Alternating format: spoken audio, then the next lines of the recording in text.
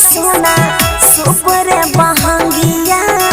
कथिए के बनतई ओहार कथिए के बनतई सोना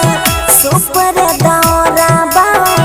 कथिए के बनतई ओहार के रे मोरा बनतई कहरिया दौरा देतई घाट पहुँचा के रे मोरा बनतई कहरिया बहंगी देतई घाट पहुँचा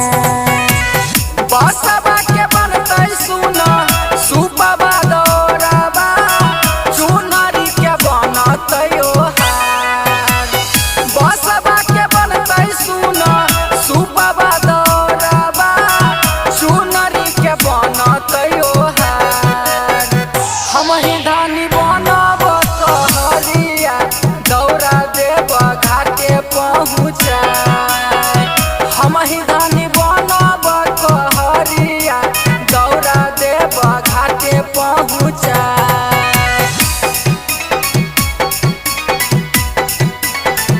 डीजे विकास मटियार कला सीतामढ़ी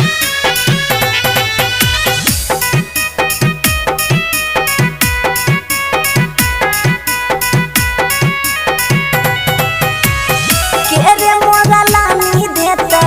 फल फल हरिया के रे लानी देते प्रसाद के रे मोरा लानी देते फल फल हरिया के रे लानी देते प्रसाद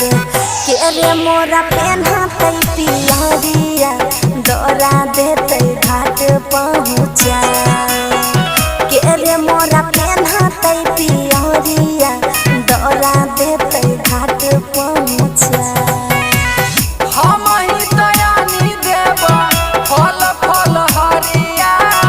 हम ही आनी देब प्रसाद हम ही दयानी देब फल फल हरिया हम ही आनी देब प्रसाद हम धानी पहनब पियरिया दौरा देब घाटे पहुँचा हम धानी पहनब पियरिया दौरा देब घाटे पहुँचा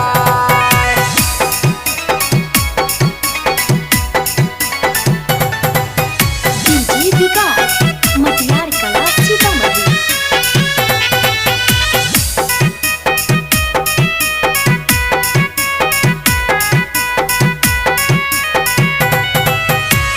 कथिए ले अइथिन दीना नाथ गोसाइया कथिए पहोई के सवार कथिए ले अइथिन दीना नाथ गोसाइया कथिए पहोई के सवार कथी चढ़ी अइथिन छठी मैया